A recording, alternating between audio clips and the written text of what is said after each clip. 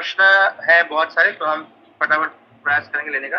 तो पहला प्रश्न है कि हमें देवताओं का प्रसाद क्यों स्वीकार नहीं करना चाहिए, और अगर कोई जबरदस्ती दे दे उस प्रसाद को देवताओं का, तो हमें क्या करना चाहिए? हाँ देखिए, सारी रिकॉर्डिंग हाँ रिकॉर्डिंग ऑन मेरी करिए। आवाज़ आ रही? आवाज़ आ रही? यस गुरुजी। ठीक है। बहुत अच्छा प्रश्न है कि देवताओं का प्रसाद हमें क्यों स्वीकार नहीं करना चाहिए। इसका कारण ये है कि भगवान गीता में कहते हैं, यज्ञ शिष्टा अमृत भुजो यान्ति ब्रह्म सनातनम। यज्ञ शिष्टा सनातन तो मुच्यन्ते सर्व किल विषय, कि जो भगवान कृष्ण, भगवान विष्णु का जो प्रसादम होता है तो उससे हम सब पापों से मुक्त होते हैं।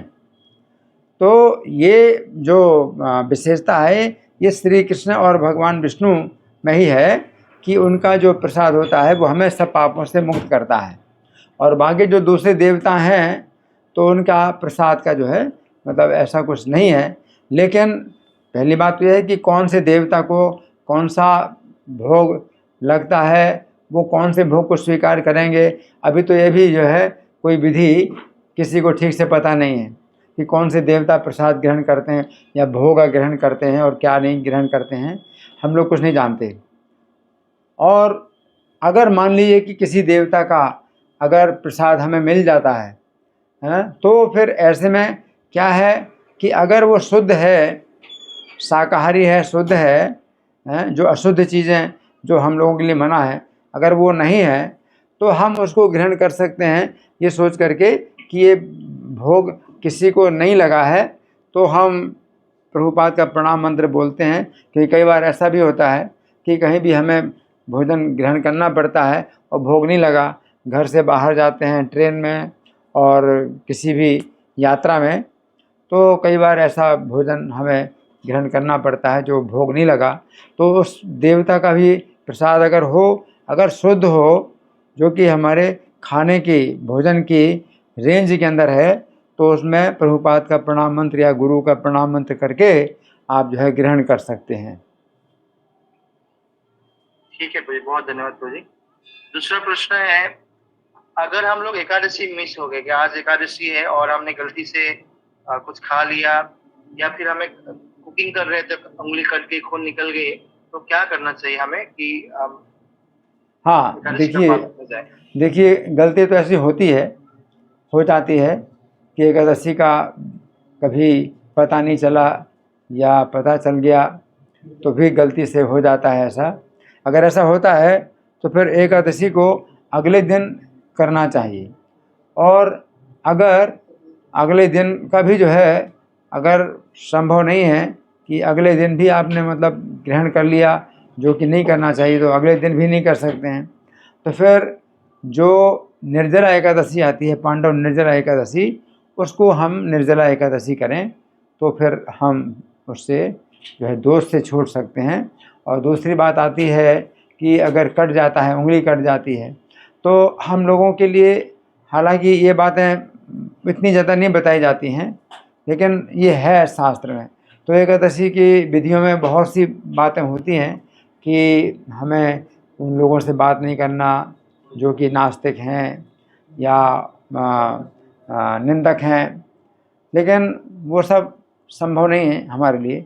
हम एकादशी की विधि का पालन नहीं करते हैं, हम केवल एकादशी का अपराध ना करने के लिए अन्न ग्रहण नहीं करते हैं। नहीं तो एकादशी की विधियों में कई प्रकार के नियम बताए जाते हैं जिनको हम नहीं करते हैं, क्योंकि हरे नाम हरे नाम हरे नामे केवलम कलो नास्ते नास्ते नास्ते गति अन्यथा, अन्यथा गति नहीं हरि नाम की सेवा, अन्यथा गति नहीं है। हरे कृष्ण। धन्यवाद प्रभु जी। और प्रभु जी, द्वादशी के दिन अगर पारण का समय, ऐसे एग्जाम्पल कल द्वादशी है, सुबह 9 और 10 बजे के बीच में पारण करना है और उस दौरान पारण नहीं हो तो क्या करना चाहिए? हाँ, क्या अपराध है ये? हाँ, अगर पारण नहीं हो तो वो एकादशी का जो फल है वो फिर नहीं मिलता है। तो ऐसे में क्या करें कि फिर पारण ना करें, और अगले दिन भी जो है आप अगर वो एकादशी व्रत करते हैं और फिर द्वादशी के बाद जो अगला दिन आता है उस समय वो पारण करते हैं, वो जो समय था पारण का, तो आपकी रक्षा हो जाती है। जी प्रभु जी, धन्यवाद प्रभु जी। और जो वैष्णव है उनके तिरुभाव और अभिभाव में किस कारण से हमें फास्टिंग करना होता है, व्रत मतलब किस उद्देश्य से? एकादशी का तो ठीक है, लेकिन जो वैष्णव है उनका तिरुभाव अभिभाव में क्यों हम व्रत रखते हैं 12 बजे तक? देखिए 12 बजे तक रखने का जो कारण है वो ये होता है कि उनका जन्म जो है 12 बजे हुआ था, दोपहर में हुआ था, इस कारण से 12 बजे तक रखते हैं। और दूसरी बात ये है कि वैष्णवों का जो फास्टिंग होता है तो उस दिन हम लोग अन्न प्रसाद ग्रहण करते हैं, फास्टिंग के बाद अन्न प्रसाद ग्रहण करते हैं। शक्ति तत्व का भी इसी प्रकार से, जैसे राधा रानी का है तो उनका भी जो है आविर्भाव होता है, तो फिर दोपहर में उनका आविर्भाव हुआ, दोपहर तक फास्टिंग किया, उसके बाद फिर अन्न प्रसाद ग्रहण करते हैं। लेकिन जो विष्णु तत्व हैं तो विष्णु तत्व के आविर्भाव में हमें एकादशी का ही प्रसाद ग्रहण करना चाहिए, उससे ज़्यादा अच्छा होगा।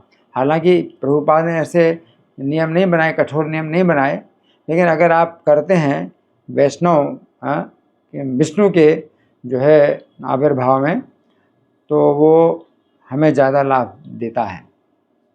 तो इनका प्रश्न ये है प्रभु जी कि हम व्रत क्यों करते हैं, मतलब अच्छा, किसी का तिरुभाव या अभिभाव बताए तो? हाँ देखिए, अगर आप व्रत करते हैं, अगर आप भोजन ग्रहण नहीं करते हैं या हल्का भोजन ग्रहण करते हैं तो आपका जो दिमाग है वो अच्छा काम करता है और उस तरह से उन वैष्णव के विषय में आप ज़्यादा सोच सकते हैं और आपको नींद की बाधा कम आएगी। तो ये जो है भोजन के बाद शरीर के जितने भी कार्य हैं बहुत शिथिल हो जाते हैं। तो अगर हम भोजन ना ग्रहण करें या कम भोजन ग्रहण करें तो हमारी स्मरण शक्ति और श्रवण शक्ति और चिंतन शक्ति ये जो है हमारी सक्रिय रहती है। बहुत बहुत धन्यवाद प्रभु जी।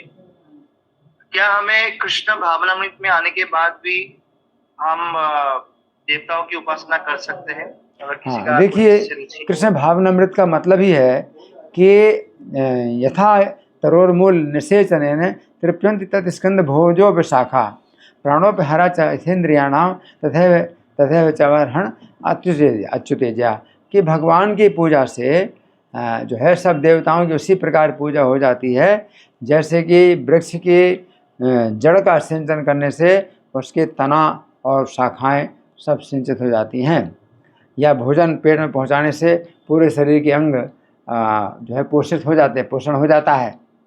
तो अगर आप कृष्ण भावना भावित हैं तो आपको ये समझना पड़ेगा कि जितने भी देवता हैं वो भगवान के शरीर के अंग हैं, और अगर आपने भगवान की पूजा कर ली तो किसी भी देवता की अलग से पूजा करने की ज़रूरत नहीं है। बहुत बहुत धन्यवाद प्रभु जी। वैष्णव अपराध क्या है और वैष्णव अपराध से बचने का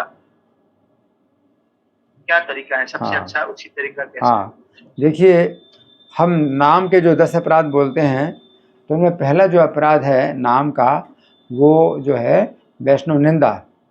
तो जो वैष्णव निंदा की बात आती है तो इसमें जो है 6 प्रकार के वैष्णव अपराध जो है उस वैष्णव निंदा के अंदर आ जाते हैं। तो वो क्या है? हंति निंदति वैद्वेष्टि वैष्णवन नाभिनंदति क्रुद्धते जायते नो हर्षम वैष्णवे पतनानि षट्, कि पहला अपराध वैष्णव का है पीटना। लेकिन अगर आप पीटते नहीं हैं, है ना, तो दूसरा अपराध होता है कि निंदा करते हैं, हंति निंदति, है ना। फिर अगर निंदा नहीं करते हैं तो द्वेष करते हैं वैष्णव से, हैं, तो ये तीसरा अपराध है। और अगर द्वेष भी नहीं करते हैं, वैष्णवान ना भी आप सम्मान नहीं करते हैं, तो ये अपराध है चौथा। क्रोधते, और सम्मान भी करते हैं लेकिन कभी कभी आप गुस्सा करते हैं, तो ये 5वां अपराध है। और जायते नो हर्षम, अगर हर्षित नहीं होते हैं वैष्णवों के जो है दर्शन से, तो ये 6 प्रकार के अपराध हैं। तो जो हम नाम के 10 अपराध बोलते हैं तो उन्हीं में पहले अपराध के अंदर ये 6 के 6 अपराध आ जाते हैं। और ये नाम के लिए ये बताया गया है कि सताम निंदा नामना परमम अपराधम वितुलते, कि जो वैष्णवों की निंदा है ये नाम का परम अपराध कहलाता है। परम अपराध का मतलब है सर्वोच्च अपराध, है ना। यथा ख्यातिम यातम वो कथम वो कत्साते तद्विगढ़ी नाम, कि वो जो नाम है, नाम प्रभु हैं, तो उनको जिन वैष्णवों के द्वारा ख्याति प्राप्त होती है तो उनकी निंदा और उनका तिरस्कार ये नाम कैसे सहन कर सकता है। तो इसलिए नाम का सबसे बड़ा जो अपराध है वो पहला अपराध है। और इससे हमें बचने के लिए एक तरीका तो ये है कि हम 6 वैष्णव अपराध डेली बोलें। अगर डेली बोलेंगे तो हमें उस प्रकार के जो है चिंता पैदा होगी कि 6 में से कोई भी अपराध मेरे से ना हो। और नाम के 10 अपराध हम बोलते हैं, है ना, जिसमें भी हमारी चिंता होती है कि नाम प्रभु हमें अपने 10 अपराधों से बचाएं। तो नाम प्रभु भी हमें 10 अपराधों से बचा सकते हैं, जिनमें पहला अपराध वैष्णव निंदा या 6 प्रकार के वैष्णव अपराध हैं। तो इसलिए बोलना बहुत ही सहायक होता है कि हम नाम के 10 अपराध बोलें और वैष्णवों के 6 अपराध बोलें। तो जिससे क्या होगा कि हमारे मन में ये जो है भावना पैदा होती रहेगी कि हम नाम तो जप कर रहे हैं, लेकिन अगर हम अपराध करते हैं, नाम का अपराध करते हैं या वैष्णव अपराध भी उसमें शामिल है, तो फिर नाम की शक्ति खत्म हो जाएगी और नाम के द्वारा हमारे पाप नष्ट नहीं होंगे। तो हर जगह ये बताया गया है कि एक नाम के द्वारा जो है इतने पाप नष्ट हो जाते हैं, करोड़ों जन्मों के पाप नष्ट हो जाते हैं। तो ये बात तो हर जगह लिखी रहती है। लेकिन अगर हमारे पाप नष्ट हो जाएं तो फिर हम जो है दृढ़ निश्चय से भजन क्यों नहीं करते? क्योंकि भगवान गीता के 7वें अध्याय में कहते हैं कि पाप जन के नष्ट हो गए हैं तो उसमें जो है दृढ़ निश्चय के साथ मेरा भजन करते हैं। तो इसका मतलब ये पाप नष्ट नहीं हो रहे। तो ये बात हर जगह बताई जाती है कि नाम से पाप नष्ट हो जाते हैं, लेकिन पाप नष्ट होते नहीं, प्रैक्टिकल में देखा जाता है। तो इसका मतलब ये है कि हमारे नाम के प्रति जो है अपराध हो रहे हैं, इस कारण से नहीं हो रहा है। तो इसलिए हमें नाम से भी प्रार्थना करनी चाहिए कि मुझे अपने अपराधों से बचाइए, ताकि आपको शक्ति मिल सके कि आप जो है हमारे पापों को नष्ट कर सकें।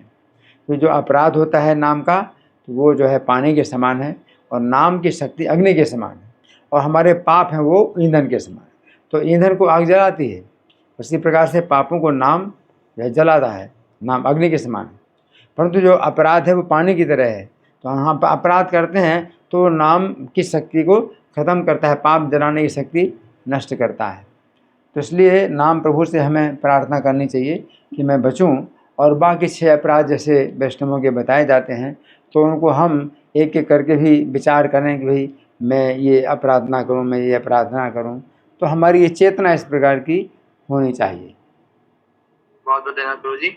अगला प्रश्न पूछ रहे कि मैं तुलसी माला धारण करना चाहती हूँ, परंतु मैं हॉस्टल में रही हूँ और वहाँ प्याज लहसुन पड़ता है खाने में, तो क्या धारण कर सकते हैं या नहीं? हाँ, देखिए, जब तक 4 नियमों का पालन नहीं करते हैं तब तक कंठी माला, गले में कंठी माला तुलसी की माला है, वो धारण ना करें, क्योंकि ये एक वैष्णव का चिन्ह है। जैसे पुलिस का जो आदमी होता है तो उसका कुछ वर्दी में उसके कुछ चिन्ह होते हैं कि पता चले पुलिस का आदमी है। तो इसी प्रकार से कंठी माला जब हम गले में धारण करते हैं तो इससे पता चलता है कि हम वैष्णव हैं। और वैष्णव बनने के लिए 4 नियमों का पालन करना सबसे पहले ज़रूरी होता है। फिर 1 माला 2 माला भी कम से कम अगर जाप करते हैं नियमित रूप से, तो आप कह सकते हैं, आप वैष्णव कहे जा सकते हैं। तो इसलिए जो है अगर 4 नियमों का पालन नहीं करते हैं और 1 माला, कम से कम 1 माला भी जप नहीं करते हैं, तो वो तुलसी की जो कंठी माला है वो धारण ना करें। बहुत बहुत धन्यवाद प्रभु जी। अगर किसी से कंठी माला के रूल्स फॉलो ना हो, जैसे प्याज नहीं छोड़ पा रहा, तो क्या कंठी उतार देना चाहिए? मतलब पहले पहनते थे लेकिन बीच बीच में हॉस्टल में या कहीं पे खा रहे हैं, तो कंठी क्या उतार देना चाहिए, या फिर एक बार कंठी पहनने के बाद उतारनी चाहिए ही नहीं? मतलब ऐसे पाप लगता है तो क्या किया जाए? नहीं, ऐसी बात नहीं है। अगर कंठी माला धारण कर रहे हैं और जब पता चला कि यार 4 नियमों का जो है अगर पालन नहीं कर रहे हैं तो कंठी माला नहीं धारण करना चाहिए। तो जैसे ही पता चले तो वैसे ही कंठी माला को उतार देना चाहिए। लेकिन अपराध तो इस तरह से लगता है कि जैसे कोई व्यक्ति अपनी कंठी माला तोड़ करके फेंक दे, तो ये अपराध लगता है। लेकिन आदरपूर्वक कंठी माला को उतार करके और जो है सुरक्षित रखो, किसी स्थान में सुरक्षित रखो, हाँ, तो वो जो है आदरपूर्वक उसको रखना है। कहीं जो है ऐसे नहीं फेंकना है कहीं पर भी फेंक दिया। जी। धन्यवाद प्रभु जी। अगला प्रश्न है कि किसी के संबंधी का अगर देहांत हो जाए तो वैष्णव सिद्धांत के आधार पे उनकी जो श्राद्ध क्रिया है, जो अंतिम कार्य है, किस प्रकार होना चाहिए, किसका देहांत अगर हो जाए? हाँ, देखिए, अगर अपने परिवार में हो या पड़ोस में हो जहाँ अपना आना जाना होता है, तो फिर किसी का जन्म या मरण अगर होता है तो इसमें हमें ध्यान रखना पड़ता है।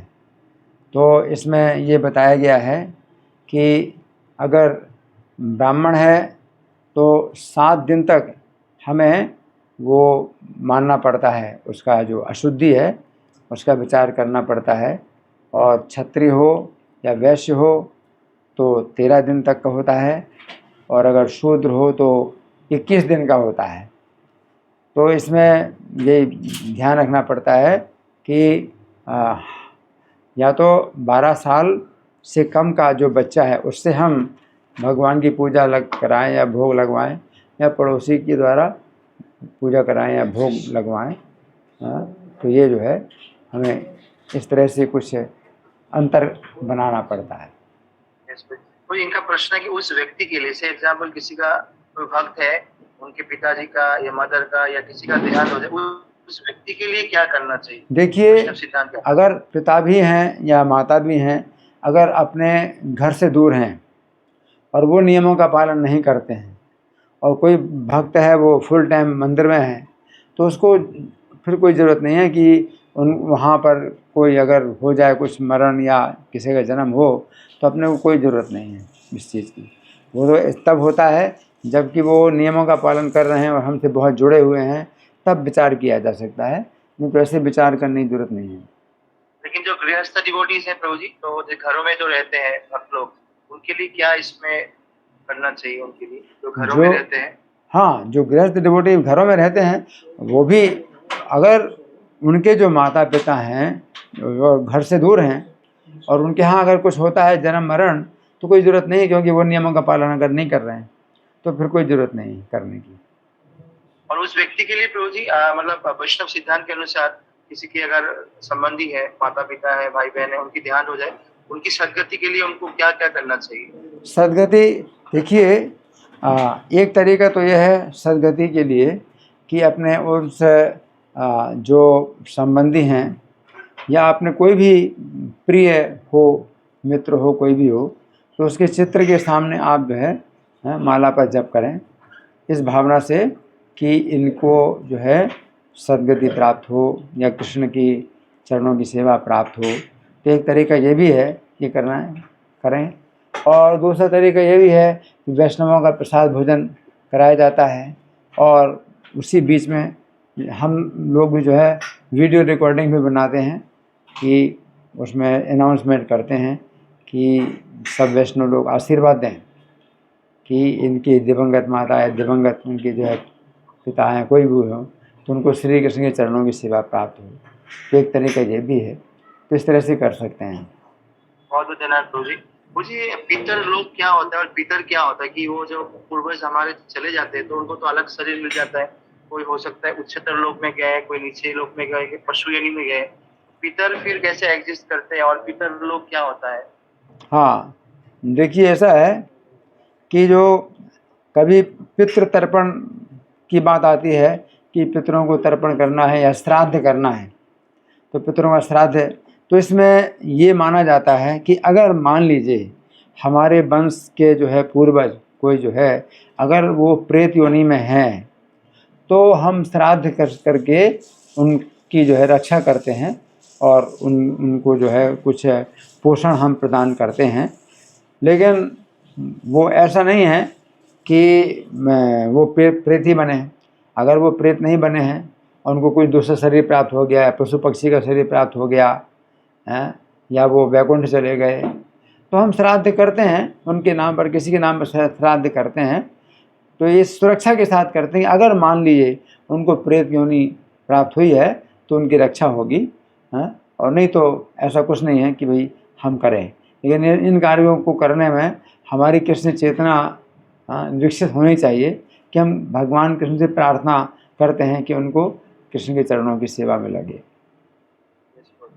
तो और इसी से रिलेटेड प्रश्न है कि भक्तों के ऊपर पितरों का प्रभाव रहता है क्या? और हमें क्या उनको संतुष्ट करने का प्रयास करना चाहिए भक्ति में आने के बाद? देखिए, जो भक्त लोग होते हैं तो उनके भक्ति के कारण, अगर वे तीव्र भक्ति कर रहे हैं, शुद्ध भक्ति कर रहे हैं, तो उनकी भक्ति के कारण उनके अतीता सत्य पुरुषार्थ भविष्याश्चा चतुर्दश, ऊपर की 7 पीढ़ियाँ और नीचे की 14 पीढ़ियाँ, तो उनको जो है ये अवसर प्राप्त होता है भगवान के धाम जाने का, और ये बड़ी रक्षा होती है।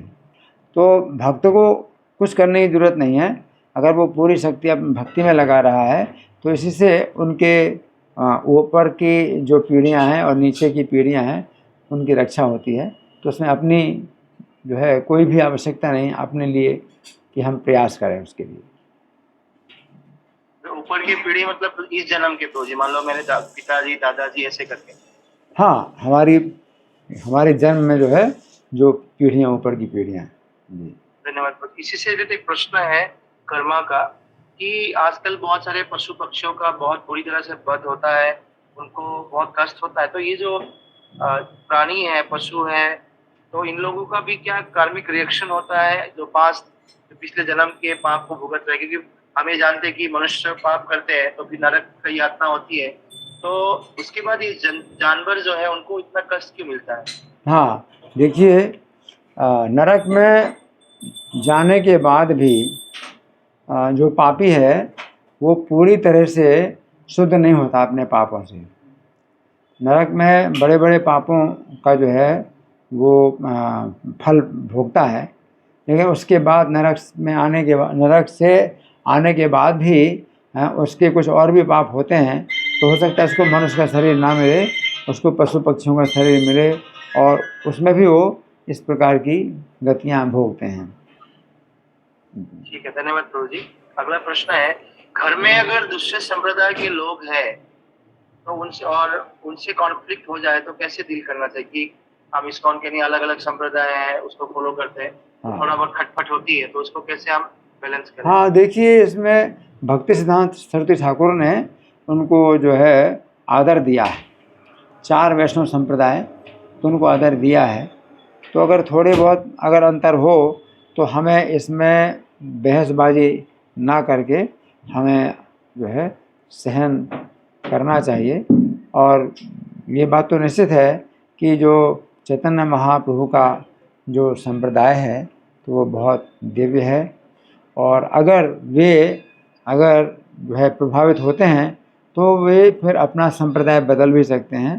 जैसे चैतन्य महाप्रभु के संपर्क में जो थे गोपाल भट्ट गोस्वामी के पिता, तो फिर उनका संप्रदाय बदल गया। तो संप्रदाय बदल सकते हैं, तो उसमें कोई दोष नहीं है, क्योंकि चैतन्य संप्रदाय में भगवान चैतन्य के मार्ग में जो है बहुत सुविधा है और बहुत तेज़ी से भक्ति में हम आगे बढ़ते हैं। धन्यवाद प्रभु जी। तो प्रश्न है कि शिव जी, सदाशिव, शंभु, रुद्र, ये अंतर क्या है? शिव जी, सदाशिव, रुद्र, शंभु, इसको कोई अंतर है या एक ही व्यक्ति है? देखिए, कभी अंतर देखा भी जाता है, कभी एक ही व्यक्ति माना जाता है। वास्तव में तो जो शिव जी हैं, तो जब ब्रह्मा जी के क्रोध से उत्पन्न हुए थे तो एक ही रुद्र थे, लेकिन उसके बाद फिर ब्रह्मा जी ने उनको 11 नाम दिए, 11 स्थान दिए, 11 पत्नियां दी, तो इस तरह से 11 रुद्र हो गए। तो एक रुद्र हैं जो 11 रुद्र 11 रूपों में हो गए, तो उनके अलग अलग नाम भी बताए जाते हैं। तो उनमें जो है शंभु जो है सबसे पहले ही हैं, जिनको शिव जी कहा जाता है सबसे पहले हैं शंभु, है ना। और रुद्र, कभी उनको भी कहा जाता है रुद्र, और रुद्र जो है किसी दूसरे को भी कहा जा सकता है जो 11 रुद्रों में से कोई एक हो, ऐसा भी माना जाता है। ठीक है, बहुत बहुत धन्यवाद प्रभु जी। तो हम लोग जब जाते हैं वृंदावन में या मायापुर में धामों में, तो शिव जी का बड़ा महत्व दिखाई देता है। तो शिव जी की भी क्या हम कुछ आराधना कर सकते हैं? और कृष्ण और शिव जी में क्या अंतर है, ये कह रहे हैं कि मेनली क्या अंतर है भगवान कृष्ण और शिव? हाँ, देखिए, शिव जी की आराधना तो हम वैष्णवों के लिए केवल यही है कि हम प्रणाम करें शिव जी को, और जब प्रणाम करते हैं तो ब्रह्म संहिता में एक जो मंत्र आता है तो उसका हम पाठ करते हैं तो वो शिव जी का अच्छा प्रणाम मंत्र है। उससे तत्व ही पता चलता है। क्षीरम यथा दधि विकार विशेष योगा संजायते नहीं तथा नहीं तथा पृथगस्ति हेतु या सम्मुतामपि तथा समपैति कार्यात गोविंद मादि पुरुषम तम हम भजामी। तो इसमें बताया गया कि जैसे दूध होता है, क्षीरम यथा दधि विकार विशेष योगा, खटाई के विकार मिलने से जब दूध ही दही में बदल जाता है, उसी प्रकार से गोविंद भगवान जो है जब भौतिक प्रकृति से संयुक्त होते हैं तो शिव तत्व बन जाते हैं, है ना। तो जो दही है तो वो दूध से ही आता है, दूध के बिना दही जो है कभी बनता नहीं है। उसी प्रकार से जो शिव तत्व है वो कृष्ण तत्व से ही बनता है ना, तो अलग नहीं है, कृष्ण तत्व से अलग नहीं है ना। लेकिन साथ साथ ये भी समझना चाहिए कि समान भी नहीं। तो हम शिव जी को जो है कृष्ण से अलग भी नहीं कह सकते हैं और कृष्ण शिव जी को कृष्ण के समान भी नहीं कह सकते हैं। अगर कृष्ण के समान कहेंगे तो इसमें भी जो है अपराध बनता है, और अगर कृष्ण से अलग कहते हैं कि अलग हैं कृष्ण तो उसमें भी अपराध बनता है। तो हमें इस प्रकार से संतुलन बनाना होगा कि शिव जी को जो है उसी प्रकार से समझें कि जैसे कि पिता से पुत्र होता है, तो उसी प्रकार से शिव जी का जो है ये विस्तार होता है कृष्ण के द्वारा। बहुत बहुत धन्यवाद प्रभु जी। अगला प्रश्न है कि मैं रोज 16 माला का जप करता हूँ, 4 नियम भी पालन कर रहा हूँ, लेकिन मेरे मन भटकता रहता है, नियंत्रित नहीं हो पाता, गलत कामों में लग जाता है। तो मैं कैसे अपने मन को नियंत्रण करूँ इस स्थिति में? देखिए, आप 16 माला जप करते हैं और 4 नियमों का पालन करते हैं, लेकिन जो मन है वो भटकेगा जब तक कि हमारी भगवान की कथाओं में रुचि नहीं पैदा होती। इसलिए कहा गया है तावत कर्माणि कुर्वीते न निर्वेदित यावता मत कथा श्रवणादो वा यावन नति न जायते। कि जब तक भगवान कृष्ण की कथा की सुनने में जब तक रति नहीं पैदा होती तब तक ये सब कार्य करने चाहिए। तो जो नाम का जप है और नियमों का पालन है, इन सब का जो है विशेष उद्देश्य यही है कि जब तक हमारी भगवान की कथा सुनने में रुचि न पैदा हो जाए तब तक हमें ये करने चाहिए। तो नाम जप है वो हमें शुद्ध करता है ना। लेकिन यही है कि मन तो इधर उधर भटकेगा, तो ये मत आशा करिए कि आप नाम जप कर रहे हैं तो मन आपका भटकेगा नहीं। वो तो अगर मन को एकाग्र करना है तो सतयुग में ध्यान की विधि होती थी कि कोई व्यक्ति बिल्कुल एकांत में जाए, वो भी अकेला रहे, मतलब 2 व्यक्ति भी एक साथ ना रहें, और फिर भोजन वो ना तो बनाते हैं और ना भोजन पैदा करते हैं। जंगल में जो सब भोजन मिलता है वो फल मिले या सूखा पत्ता मिले या पानी मिले, उसी को खा करके रहना है और एकमात्र लक्ष्य बनाना है कि अब मुझे इस शरीर को छोड़ करके भगवान के धाम में जाना है।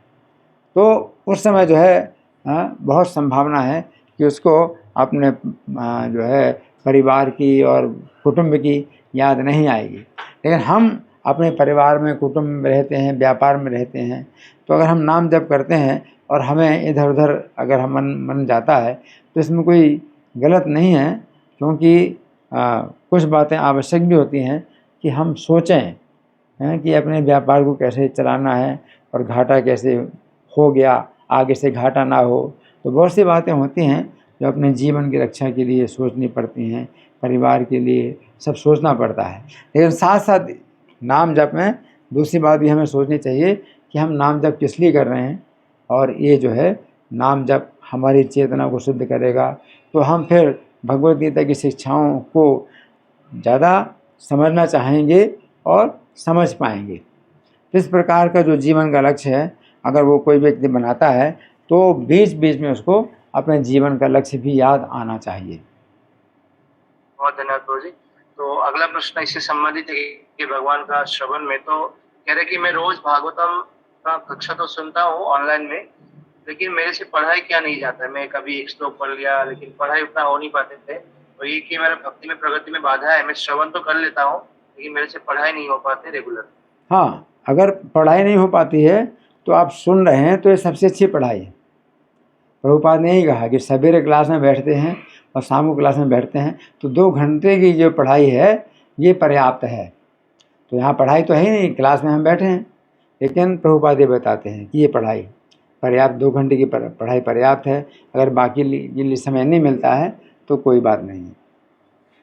धन्यवाद प्रभु जी। तो क्या प्रश्न है कि जैसे प्रभु जी आपका जीवन है, आप इतने समय से मॉर्निंग प्रोग्राम पूरा अटेंड करते हैं, तो फैमिली लाइफ में हम लोग हैं या फिर स्टूडेंट है, कॉलेजेस में जाते हैं, ऑफिसेस में जाते हैं, माता जी लोग हैं, तो उनके लिए मॉर्निंग प्रोग्राम में क्या होना चाहिए? क्योंकि ये संभव नहीं कि सुबह 4:30 से लेके मान लो 9 बजे तक कार्यक्रम, ये 5 घंटे का कार्यक्रम संभव नहीं। तो मॉर्निंग प्रोग्राम जो हम अपने हिसाब से कैसे एडजस्ट कर सकते हैं, क्या क्या होना चाहिए, कितना समय व्यतीत करना चाहिए?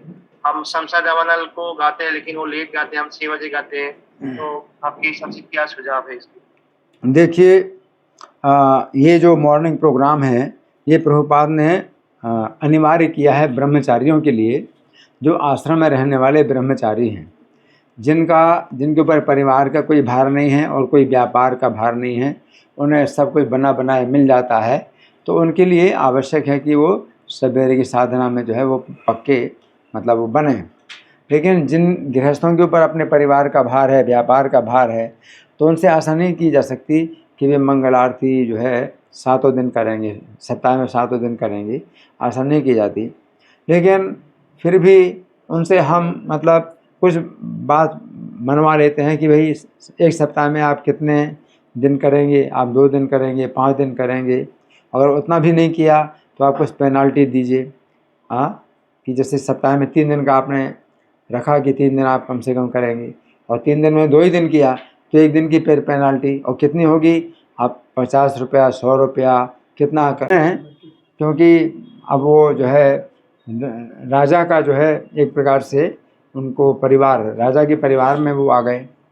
और द्वारका में तो निश्चित रूप से वो मतलब वो पहनते थे जूते, तो ये जो है राजा के परिवार का जो है ये जो ठाट बाट है वो तो होता ही है।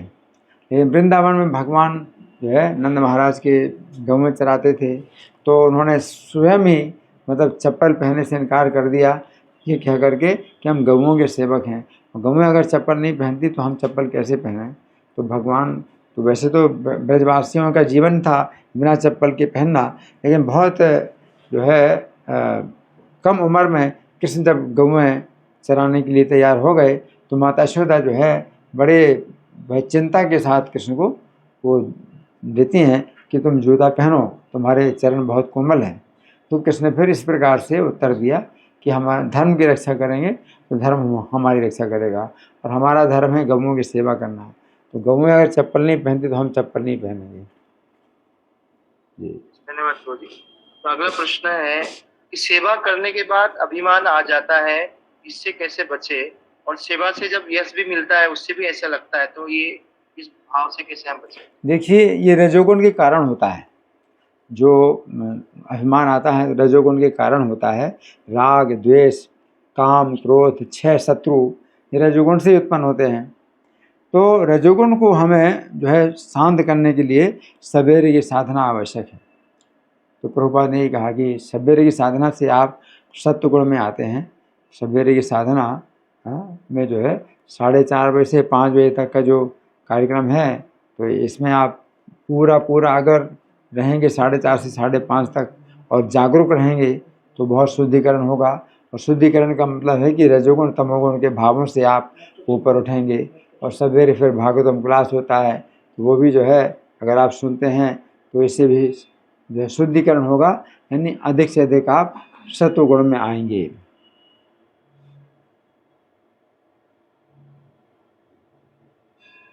बहुत धन्यवाद प्रभु जी। अगला प्रश्न है कि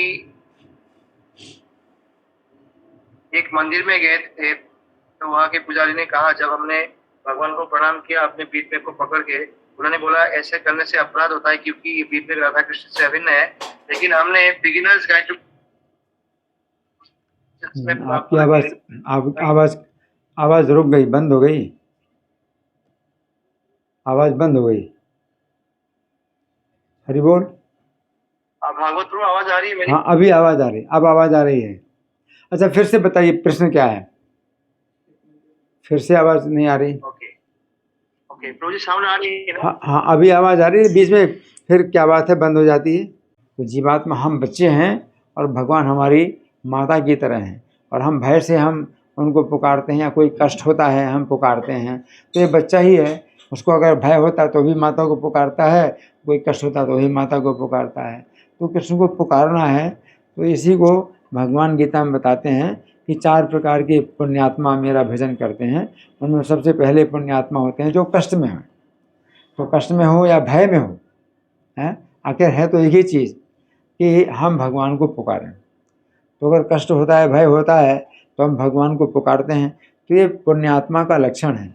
अगर कष्ट में और भय में अगर हम भगवान को नहीं पुकारते हैं, तो इसका मतलब है कि हमारे पुण्यों में इतनी कमी है कि हमारे वो पुण्य नहीं है इतने कि हम सोचें कि हाँ भगवान मेरा कष्ट दूर कर सकते हैं और मैं भगवान को पुकारूं। प्रभु जी मेरा क्लियर आ रहा है अभी?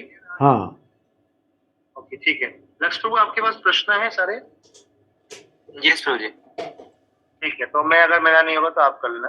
तो अगला प्रश्न है प्रभु जी, मंजरी भाव, गोपी भाव, सखी भाव में कुछ अंतर है क्या, सेम ही है? हाँ, देखिए जो गोपी भाव है तो उसमें गोपी की तरह कोई व्यक्ति होता है, तो प्रत्येक गोपी अपना कृष्ण के साथ संबंध स्वतंत्र रूप से बनाती है, और प्रत्येक गोपी दूसरी गोपी से अपने भाव को छिपा करके कृष्ण के साथ संबंध बनाती है, वो गोपी कहलाती है। और जितनी भी गोपियां हैं उनमें से राधा रानी सबसे श्रेष्ठ हैं। अब ऐसी गोपियों में से जो राधा रानी हैं, तो उनकी जो सेवा में लगी हैं वो मंजरियाँ कहलाती हैं। तो ये सबसे प्रिय हैं भगवान को, क्योंकि ये मंजरियाँ भगवान राधा रानी की सेवा में लगी हैं। परंतु मंजरियों के अलावा कुछ सखियाँ भी होती हैं। तो सखियाँ उनको कहते हैं जो राधा और कृष्ण के बीच में जो संबंध कराती हैं, मिलन कराती हैं। तो सखियाँ जो है वो कहलाती हैं। ललिता, विशाखा 8 सखियाँ हैं।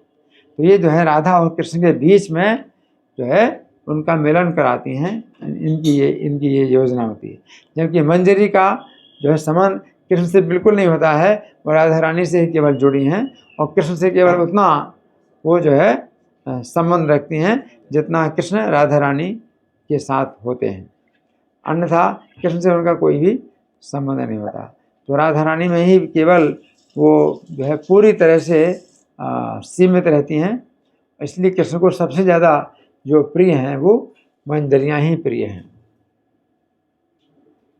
बहुत बहुत धन्यवाद। तो अगला प्रश्न है कि हम जब प्रसाद लेते हैं तो काफी बार प्रसाद जमीन पे गिर जाते हैं, तो ये क्या अपराध है? और फिर अगर जो जमीन में गिर जाते हैं उस प्रसाद का क्या करना चाहिए? हाँ, देखिए अगर हम प्रसाद लेते हैं, प्रसाद की भावना से अगर हम प्रसाद लेते हैं, तो बहुत ही सचेत रहना चाहिए कि हम प्रसाद का जो है अनादर ना करें। जयानंद प्रभु के बारे में ये बताया जाता है कि जब वो प्रसाद खाते समय प्रसाद गिर जाता था, तो जैसे घोड़ा होता है ना, उस प्रकार घोड़ा बन कर के वो प्रसाद को मुँह से चाटते थे। जमीन में जो लगा हुआ प्रसाद उसको मुँह से चाटते थे, घोड़े की तरह बन करके। अब इतना अगर हम नहीं कर सकते हैं तो भी जो है हमें आदर करना चाहिए। प्रसाद अगर गिर जाए तो उसको जो है, अब ज़मीन में मिल गया, मिट्टी में मिल गया, तो उसको जो है हम वहाँ से साफ़ करके और उस प्रसाद को ऐसे स्थान में डालें जहाँ किसी के पैर नहीं पड़ते। पेड़ के नीचे डाल सकते हैं, या किसी स्थान में ऐसी जगह डाल सकते हैं जहाँ पैर नहीं पड़ते हैं। लेकिन प्रसाद का जो है बहुत ध्यान रखना चाहिए कि हमने अगर ज़्यादा पा लिया है प्रसाद तो प्रसाद को ज़्यादा भी ना पाएँ, क्योंकि उससे भी हमें दिक्कत होगी, अपने शरीर में पेट में गड़बड़ी होगी। और प्रसाद को कम भी ना पाएँ, क्योंकि प्रसाद कम पाएंगे तो फिर ठीक से पोषण नहीं होगा शरीर का। तो प्रसाद की मात्रा उचित होनी चाहिए, और जो प्रसाद गिरे नहीं और प्लेट में ना छोड़ा जाए। प्लेट में छोड़ना भी एक अपराध होता है, और जो प्लेट में छूटा हुआ है अगर छूट गया है तो फिर उसको जो है किसी ऐसे स्थान में डाला जाए जहाँ कि किसी के पैर नहीं पड़ते हैं। ठीक है, बहुत बहुत धन्यवाद जी। अगला प्रश्न है कि अगर दीक्षा के बाद हमारे 16 माला का नियम नहीं हो पाए या कोई नियम टूट गया इंटेंशनली, तो उसका परिणाम क्या होता है? देखिए, दीक्षा लेने के बाद हमारा 16 नाम का जो 16 माला का जो नियम है वो किसी प्रकार से भी नहीं तोड़ना चाहिए। 16 माला हम जो करते हैं तो अगर किसी दिन कम होती है तो उसको हम कवर करें, और अगर कई दिनों तक हमने माला नहीं जपी है तो इतने दिनों की 16 माला हमें जो है इकट्ठा करके और उसको धीरे धीरे कवर करना चाहिए। तो पूरा हिसाब अपना लगाना चाहिए कि 16 माला से कम किसी प्रकार से ना हो। बाकी जो 4 नियम हैं तो उनकी भी आवश्यकता है, तो हम जानबूझ के 4 नियम ना तोड़ें। लेकिन कभी कभी 4 नियम अनजाने में टूट जाते हैं तो अपनी वहाँ पर जो है अपने को दोष नहीं लगता, क्योंकि अपनी पूरी सचेत रहते हुए भी अगर कुछ हो गई गलती तो इसमें फिर भगवान क्षमा करेंगे। लेकिन हमें इस प्रकार नहीं सोचना चाहिए कि अब तो मैं तोड़ता रहूँगा, तो जानबूझ के तोड़ता रहूँगा। तो ये इस तरह का प्रयास हमें नहीं करना चाहिए। उसका परिणाम क्या होता है? तो जी मान लो ऐसा हुआ तो उसका परिणाम इसका परिणाम ये होता है कि वो गुरु अवज्ञा का जो है ये अपराध लगता है, और नाम के 10 अपराधों में गुरु अवज्ञा भी एक अपराध है। तो गुरु की अवज्ञा नाम का, और नाम का अपराध होने से नाम की शक्ति नहीं रहती है जो कि पापों को जलाएगी। तो फिर उसमें हम जो है रुक जाते हैं, हमारी जो भक्ति है वो रुकी रहती है। धन्यवाद प्रभु जी। अगला प्रश्न है, काफी बार भक्तों के बीच में चर्चा होते हैं कि मेरा प्रिय धाम वृंदावन है, मेरा मायापुर है, आपका जगन्नाथपुरी है। तो इस प्रकार की वो लोग थोड़ा तुलना करते हैं, और साथ में काफी बार वो ये भी कल्पना करते हैं कि आज भगवान ये ड्रेस पहनेंगे, वो ड्रेस पहनेंगे, ये भगवान अच्छे है, ये ऐसे है। तो कहीं अभी हमने कुछ दिन पहले कहीं पे सुना कि ये एक प्रकार की अपराध है। तो थोड़ा इसको आप कृपा करके बताएंगे ये सही है या गलत है? ऐसी बात हाँ, देखिए, अगर हम ऐसा सोचते हैं कि मुझे जगन्नाथपुरी ज़्यादा पसंद है, मायापुर से ज़्यादा पसंद है, तो इस तरह से हो सकता है कि इसमें जो है दोष लगता हो। इसलिए ज़्यादा तो अच्छा ये है कि अपने मन में जो राग द्वेष बने हुए हैं उनके वशीभूत ना होएं। कि मन में राग द्वेष बना हुआ है, कभी किसी बात को लेकर के मायापुर से अगर मान लो नफरत हो जाती है, किसी बात को लेकर के जगन्नाथपुरी से नफरत हो जाती है, तो उसका जो कारण है केवल एक मन है, और मन अपनी एक उसी सीमा में रहता है कि वो ज़्यादा आगे की बातें सोच नहीं पाता, दूर की बातें सोच नहीं पाता। तो हम इन मन के राग और द्वेषों के वशीभूत ना होएं, गीता में भगवान ऐसा बताते भी हैं। कैसे हम पूरा दिन भर भगवान से प्रार्थना भाव से हम भगवान की चिंतन कर सकते हैं, और पूरे दिन भर जैसे हम एक अपने दोस्तों से बात करते हैं तो भगवान के साथ कैसे ऐसे संबंध बना सकते हैं? तो ये एक प्रश्न है। दूसरा प्रश्न, जब हम बिल्कुल टायर्ड हो गए ऑफिस से आया या काम करके, तो उस समय भी भक्ति की सेवा में कैसे लग सकते?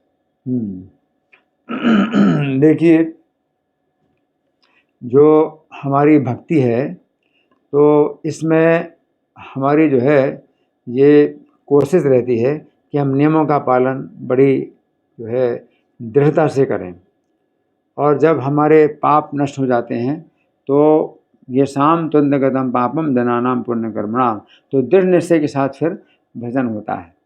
लेकिन अगर हमारी सवेरे की साधना अच्छी होती है तो उससे फिर पूरे दिन में हमें वो शक्ति मिली रहती है, क्योंकि सवेरे की साधना होती है वो हमें सत्वगुण में लाती है, और सत्वगुण के कारण जो रजोगुण के जो भाव होते हैं, जो काम क्रोध लोभ मोह मद मत्सर, ये हमारे दूर हो जाते हैं। तो नाम के 10 अपराधों से बचना चाहिए, और बाकी दिन में कोई भी समय अगर किसी प्रकार का तनाव बना हुआ है, किसी प्रकार का भय बना हुआ है, किसी प्रकार से जो है अपनी जो है बाधाएं आ रही हैं, तो अपने नाम का जो जप है उसको कभी भी बंद नहीं करना चाहिए। नाम का जप कभी बंद नहीं करना चाहिए, चाहे बिल्कुल श्रद्धा नहीं है, नाम में कोई श्रद्धा नहीं है तो अभी नाम का जप बंद नहीं करना चाहिए, क्योंकि ये बताया गया है कि हरि नाम के सिवा और कोई गति नहीं है। बहुत बहुत धन्यवाद। अगला प्रश्न है, हम काफी बार कुछ लोगों से आसक्त हो जाते हैं, और ऐसे आसक्ति से हम कैसे बच सकते हैं, क्योंकि उससे फिर कष्ट उत्पन्न हो जाता है। देखिए, आसक्ति तो एक ऐसी चीज़ है कि इसकी केवल हमें दिशा बदलनी होती है। हैं?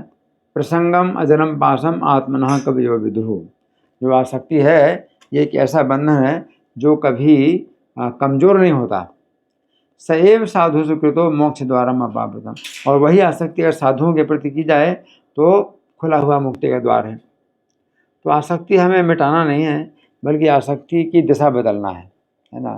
तो भगवान के प्रति अगर आसक्ति हो सबसे अच्छा है।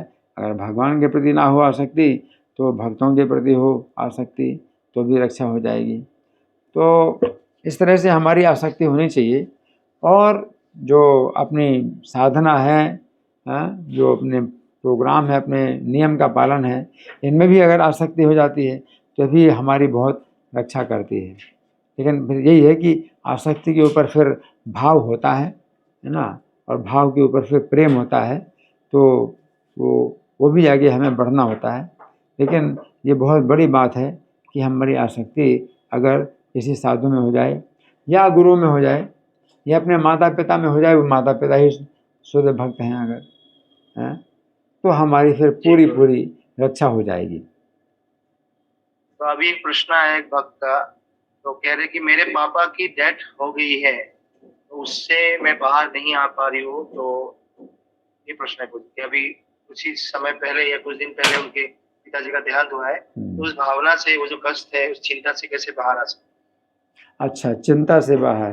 देखिए, भगवत गीता का जो अध्ययन है वो तो हमेशा करना ही चाहिए, क्योंकि भगवत गीता हमें पहले से ही वो तैयार बना देती है कि हम अगर कोई ऐसी घटना हो, क्योंकि वो तो होने वाली है, तो हम उससे के लिए पहले से तैयार बने रहते हैं। तो जब भगवान गीता में आत्मा का तत्व बतलाते हैं कि शरीर नष्ट होता है, आत्मा नष्ट नहीं होती, तो इसमें हमें फिर हमेशा सोचना चाहिए कि अपने प्रियजन की मृत्यु हो गई हो, किसी की मृत्यु हो गई हो, तो आखिर हम भी उसी लाइन में खड़े हैं और हमारी भी मृत्यु होगी, तो हम कितने तैयार हैं मरने के लिए। कभी हम स्वयं मरने के लिए तैयार नहीं हैं, है ना। तो ये सोचना चाहिए और अपनी स्वयं चिंता करनी चाहिए कि आगे मेरे सामने जब ऐसा संकट आएगा तो उस समय के लिए भगवान आप मेरी रक्षा पहले से ही करो। तो पहले से हमें भगवान से रक्षा मांगनी चाहिए, क्योंकि ये संकट जो हम किसी के ऊपर देख रहे हैं वो हमारे ऊपर भी आएगा, तो हम क्या करेंगे। ठीक है, बहुत बहुत धन्यवाद प्रभु जी।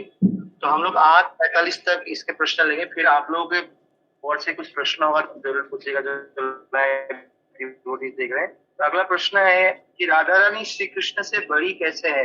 कहीं पर हमने देखा था कि राधा रानी कृष्ण के जन्म के बाद आई थी। जब राधा रानी का नामकरण का दिन था, उस दिन कृष्ण अपने माता पिता के साथ बरसाना जाते हैं और कृष्ण राधा को स्पर्श करते हैं, तब राधा रानी अपने नेत्र खोलती है। कृष्ण तो राधा रानी के जन्म से पहले से ही हुए हैं, इस हिसाब से जहाँ से हमें ये इंफॉर्मेशन मिले हैं वो इस्कॉन के हेल्प से ही बनाई गई वीडियो है। नहीं तो कृष्ण का जन्म पहले हुआ, राधा रानी का जन्म बाद में हुआ, तो यही तो आप बता रहे हैं या क्या बता रहे हैं? ये मतलब उनका कंफ्यूजन है, मतलब कहीं पे ऐसे सुना है, कहीं पे तो हाँ, देखिए ऐसा है राधा रानी कि कौन बड़े हैं? हाँ, वो ये बातें जो है कई स्थानों में दूसरे प्रकार की मिलती हैं। इसका कारण ये है कि कृष्ण की लीला में जो कुछ अंतर जो मिलते हैं शास्त्रों, अलग अलग शास्त्रों में, तो इसका कारण कल्प भेद है। प्रत्येक कल्प में भगवान कृष्ण का अवतार होता है, तो किसी कल्प में ऐसा भी हो जाता है कि राधा रानी अगर कृष्ण से बड़ी है तो वो, लेकिन जब भगवान अपने उसमें जब प्रकट करते हैं, अपना रास लीला प्रकट करते हैं, तो उसमें भगवान स्वयं पूर्ण नवयौवन के हो जाते हैं। और नवयौवन की अवस्था क्या होती है? 15 साल 9 महीना 7.5 दिन। जबकि श्री कृष्ण जो ब्रज में रहे तो 11 साल, करीब 11 साल ही रहे। लेकिन जिस समय वे गोपियों के साथ में ऐसे जो मधुर संबंध जब बनाते हैं तो श्री कृष्ण की अवस्था नव यौवन की हो जाती है। तो वो चूँकि भौतिक शरीर से बिल्कुल अलग है भगवान की लीलाएं, तो इनको सामान्य मनुष्य समझ नहीं सकते हैं। धन्यवाद प्रभु जी। अगला प्रश्न है कि हम कृष्ण के अगर अंश हैं और हम गोलोक में कृष्ण के साथ थे, फिर हम कैसे यहाँ पे गिरे और क्यों गिरे? हाँ, देखिए, गोलोक में अगर हम भगवान के साथ में थे तो ऐसे गिरने की कोई संभावना नहीं होती है, लेकिन होता यह है कि जीव चूँकि भगवान का अंश है, तो अंश होने के नाते उसके अंदर भी भगवान की तरह स्वतंत्र होने की इच्छा होती है। तो ये कोई द्वेष के कारण नहीं होती है कि जीव द्वेष कर रहा है कि भगवान स्वतंत्र हैं तो मैं भी स्वतंत्र हूँ, बल्कि जीव जो है नकल करता है भगवान की। तो जैसे कि पिता को जो है सड़क पार करते हुए देख कर के बच्चा भी सड़क पार करता है, उसका एक्सीडेंट हो जाता है। तो इसी प्रकार से ये घटना है कि गोलोक धाम में या वैकुंठ में जीव भगवान की तरह स्वतंत्र होने की इच्छा करता है, और जब वो स्वतंत्र होने की इच्छा करता है तो फिर उसके सामने जो है जो माया है, माया के 3 गुण हैं वो आ जाते हैं और फिर उनमें वो बंध जाता है। उसके बाद फिर उसके भगवान के प्रति जो भाव हैं वो दूषित हो जाते हैं। लेकिन शुरू में जब आध्यात्मिक जगत में होता है तो उसका जो स्वरूप है वो तटस्था शक्ति का है, और तटस्था का मतलब ये है कि जीव जो है तट में स्थित है, तो उसके अंदर कभी भी ये भावना आ सकती है कि मैं स्वतंत्र हूँ, है ना। लेकिन जो दैवी प्रकृति में आश्रिता कहा गया है, जो राधा रानी हैं वो भगवान की दैवी प्रकृति हैं, तो उनके अगर शरण में रहे जीव तो उसके अंदर फिर ये जो भगवान के प्रति विद्रोह की भावना है ये कभी नहीं आएगी। वो भगवान के प्रति सेवा की जो भावना है कभी नहीं जाएगी। वो कभी भी विद्रोह की भावना तो होती नहीं वैकुंठ जगत में। वो शुरुआत जो होती है वो स्वतंत्रता की इच्छा, तो स्वतंत्रता की इच्छा भी उसके अंदर नहीं होगी अगर वो दैवीय प्रकृति के आश्रित होगा। तो इससे अभी तुरंत प्रश्न किसी ने पूछा कि प्रभु जी मान लो हम भक्ति करके भगवान के धाम पहुंच गए, फिर से गिरने की चांस है, फिर हम फिर से गिर सकते हैं? देखिए, ये उसी प्रकार से है कि जैसे कि कोई व्यक्ति कुएं में गिरा हो, है ना, आप उसको निकालते हैं, तो आप कहें कि भाई मैं तुमको निकालता हूँ, तुम दोबारा कुएं में गिर जाओगे इसलिए मैं तुमको नहीं निकालूँ। तो वो क्या कहेगा कि आप कैसी बात करते हैं, आप मुझे एक बार निकालेंगे मैं दोबारा नहीं गिरूँगा। तो ये बात कोई ऐसी चीज़ नहीं है कि किसी से पूछना होगा, बल्कि स्वयं अपने जो है जो भावना है अपने अंदर ही भावना होती है। क्या भावना होती है कि मैं दोबारा नहीं गिरूँगा। तो इसमें कोई वो सोचने की ज़रूरत नहीं भाई हम दोबारा गिरेंगे, है ना। ये तो अपने अंदर ही स्वयं से ही ये बात आती है कि मैं दोबारा नहीं गिरूँगा। तो अगला प्रश्न है प्रभु जी, एक पूछ रहे हैं कि इस्कॉन में रहते हुए क्या बॉयफ्रेंड गर्लफ्रेंड का संबंध रखना गलत है या कर सकते हैं हम? ये 4 नियम तोड़ने वाली बात तो नहीं है, गर्लफ्रेंड बॉयफ्रेंड संबंध? देखिए, इस्कॉन में जो 4 नियम हैं तो उनमें एक नियम ये है ही है कि विवाह के बाहर स्त्री पुरुष के संबंध नहीं है। तो गर्लफ्रेंड और बॉयफ्रेंड का जो मतलब है वो यही होता है, गर्लफ्रेंड की शारीरिक संबंध बनाना, है ना। और नहीं तो गर्लफ्रेंड और बॉयफ्रेंड का जो है संबंध नहीं होता है। वो फिर ये होता है कि कोई पराई स्त्री है तो मातृवत पर दारेशु, तो जो पराई स्त्रियाँ हैं तो उनको माता के समान समझे, है ना। तो ये जो है गर्लफ्रेंड बॉयफ्रेंड के शब्दों का प्रयोग ही गलत होता है। बहुत बहुत धन्यवाद प्रभु जी। अगला प्रश्न है कि मोबाइल के एडिक्शन से कैसे बचा जाए, कैसे इसको नियंत्रित करें हम लोग? देखिए, अभी तो क्या है कि मोबाइल का अगर आप सही बटन दबाते हैं तो वैकुंठ की प्राप्ति होती है, ये बहुत फास्ट सर्विस है। गलत बटन दबाते हैं तो नरक की प्राप्ति होती है। तो सही बटन दबाना, नरक बटन दबाना, ये जो है अब आपके ऊपर निर्भर करता है, आपकी भक्ति, आपकी साधना और आपकी संगति कितनी शुद्ध है। तो जितनी शुद्ध होगी तो आप जो है फिर मोबाइल का गलत बटन दबाओगे ही नहीं, आप हमेशा सही बटन दबाओगे। बहुत धन्यवाद प्रभु जी। अगला प्रश्न है कि हम अपने पढ़ाई को, जॉब को भी क्या कृष्ण को अर्पण कर सकते हैं? अगर कर सकते हैं उसके लिए कुछ आप टिप्पणी, कुछ आप गाइडेंस दीजिए। देखिए, अपनी पढ़ाई और अपना जॉब हो सकता है कि वो कृष्ण की सेवा में लगे। जैसे कोई व्यक्ति मूर्तिकार है तो भगवान की मूर्तियाँ बना सकता है, और कोई व्यक्ति अगर लेखक है तो भगवान के बारे में लिख सकता है, तो ये भी हो सकता है। लेकिन बहुत से ऐसे कार्य होते हैं जो भगवान की सेवा में नहीं लगाए जा सकते, परंतु जो उससे धन प्राप्त होता है तो धन को भगवान की सेवा में लगाया जा सकता है। तो कोई भी व्यक्ति अगर होता है अपने व्यापार में, किसी नौकरी में, तो हम उसको परामर्श देते हैं कि भाई 10% आप जो है आप भगवान की सेवा में लगाइए, हमको दीजिए। तो 10% भी अगर वो देते हैं तो इससे उनकी बड़ी रक्षा होती है। बहुत बहुत धन्यवाद प्रभु जी। अगला प्रश्न है, सगुण भक्ति, निर्गुण भक्ति क्या है? देखिए, सगुण भक्ति का मतलब क्या है कि अगर हम भगवान को सगुण कहते हैं तो इसका मतलब है कि भगवान के गुण अनंत हैं, और वे उनके भगवान अपने गुणों से अलग नहीं है, भगवान कभी भी गुणों से रहित नहीं है, सगुण। और निर्गुण जब हम कहते हैं तो निर्गुण कभी मतलब वही है कि भगवान जो है 3 गुणों से परे है। जब हम सगुण कहते हैं तो इसका मतलब होता है भगवान के अनंत गुण हैं, जो दिव्य गुण हैं। और जब निर्गुण हम भगवान को कहते हैं, इसका मतलब कि भगवान भौतिक प्रकृति के गुणों से अतीत हैं, परे हैं, है ना। तो एक ही अर्थ है सगुण और निर्गुण। लेकिन कोई व्यक्ति अगर निराकार को बोलता है निर्गुण, तो निराकार की उपासना, निराकार की भक्ति, तो निराकार की भक्ति, निराकार की उपासना ये बहुत कठिन है। भगवान गीता में बतलाते हैं, है ना। अव्यक्ता ही गति दुखम देह बद्भिर्वापिति।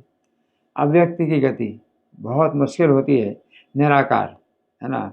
तो जो भगवान कृष्ण हैं गीता में जो उपदेश कर रहे हैं, अर्जुन के रथ में खड़े हैं, जब कृष्ण कहते हैं कि मेरी शरण में आओ, है ना, और मेरे भक्त बनो, मेरी पूजा करो, तो उन्हीं कृष्ण की हमें पूजा करनी है जो अर्जुन के रथ में खड़े हैं। लेकिन फिर जो है, जो गीता की गलत व्याख्या निकालते हैं कि वो कृष्ण नहीं बोल रहे हैं, वो उनके अंदर जो निराकार वस्तु है वो बोल रही है, तो इस तरह की जो बातें निकालते हैं, गलत सलत बातें, तो वो जो है अपने लिए बड़ी घातक होती हैं। लेकिन भगवान जो है जब सीधे बोलते हैं मेरी शरण में आओ, मेरे भक्त बनो, है, और मेरे बारे में वो बोलते हैं, एक दूसरे को सुनाते हैं, तो कृष्ण की लीलाएं अनंत हैं, और हम लोग हमेशा सुनते रहें। तो यही जो है एक असली सिद्धांत है। तो अभी हम 2 प्रश्न लेंगे, फिर आप लोग जो यहाँ पे ऑनलाइन है आप अपना हैंड रेज करके प्रश्न पूछ सकते हैं। एक प्रश्न है कि जैसे हम सुनते हैं, जानते हैं कि हम कृष्ण के पार्ट एंड पार्सल है, कृष्ण के अंश हैं, और हम कृष्ण के शाश्वत सेवक हैं, तो बीच में गुरु की आवश्यकता क्या है? गुरु कहाँ से आ गए? क्या हम डायरेक्टली कृष्ण के साथ संबंध नहीं बना सकते? गुरु की क्या आवश्यकता है? और जब कहते हैं कि हम शाश्वत रूप से कृष्ण से संबंधित है, तो भगवान के धाम जाने के बाद भी गुरु की आवश्यकता पड़ेगी? तो इसको थोड़ा सा बताइए। हाँ, देखिए, ये जो सिद्धांत है कि हम भगवान के अंश हैं, तो ये सिद्धांत तो हमें मालूम हो गया, लेकिन ये सिद्धांत हमारी बुद्धि तक ही जाता है, वो भी हम ज़्यादा बोलते हैं, हमेशा ज़्यादा सुनते हैं, तो हमारी बुद्धि में आता है। लेकिन जो जहाँ तक हमारा मन है, तो हमारा मन इतना दूषित है कि इस बात को हमारा मन नहीं स्वीकार करता, और मन अपनी चाल में हमेशा लगा रहता है, इंद्रिय तृप्ति की चाल में लगा रहता है। तो आदौ श्रद्धा का मतलब यही है कि सबसे पहले हमें श्रद्धा होती है कि शास्त्र में ऐसा बताया गया है कि कृष्ण की भक्ति करने से ही अपनी पूरी जो अपने जीवन का पूरा लाभ प्राप्त हो जाएगा, तो ये श्रद्धा कहलाती है।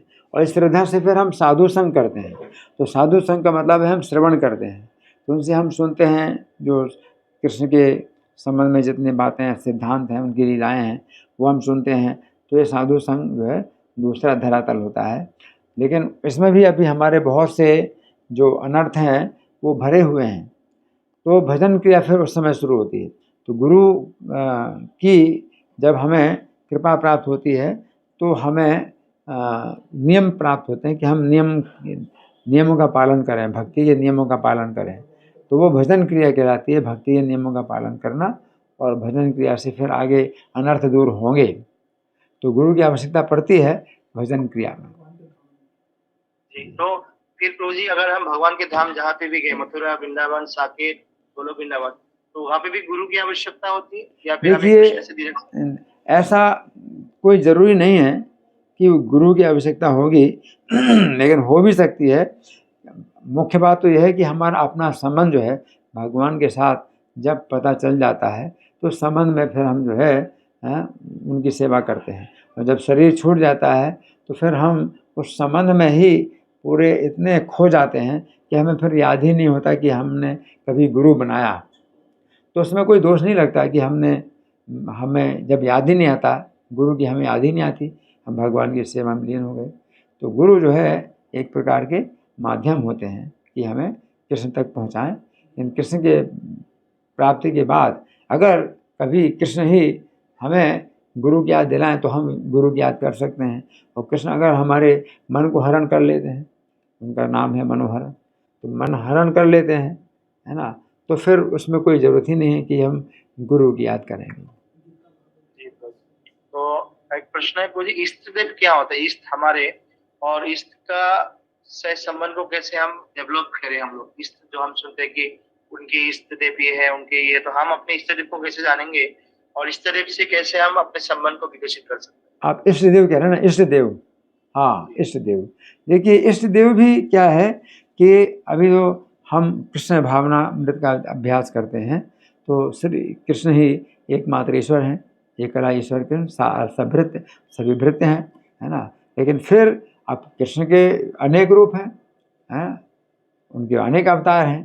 तो अगर हमारा संबंध, हमारा स्वरूप अगर किसी दूसरे अवतार के साथ है तो फिर हमारा वो आकर्षण उसमें पैदा होगा। तो जैसे जैसे हम शुद्ध होते हैं तो हमारा स्वरूप प्रकट हो जाता है। तो हम फिर कृष्ण के किसी दूसरे अवतार के प्रति हमारी ज़्यादा झुकाव होता है, और हम फिर उनके भी प्रति कौन सी भावना होगी, सेवा की भावना होगी या सखा की भावना होगी, तो ये सब जो है ये अपने स्वरूप के जागृत होने पर अपने आप आता है। जी, बहुत बहुत धन्यवाद प्रभु जी। तो अभी आप लोगों की तरफ से अगर प्रश्न है, आप लोग हैंड रेज करिएगा, वीडियो ऑन करके अपना प्रश्न पूछिएगा, नहीं तो हमारे पास और भी प्रश्न है। तो कुछ लोगों ने हाथ उठाया। अर्जुन पिल्लाई प्रभु जी, अपना वीडियो ऑन करके प्रश्न पूछिएगा clear. Arjun Pillai Prabhu ji, video on करके प्रश्न पूछिए। शिवानी माता जी, शिवानी पोदर माता जी। हरे कृष्णा प्रभु जी, दंडवत प्रणाम।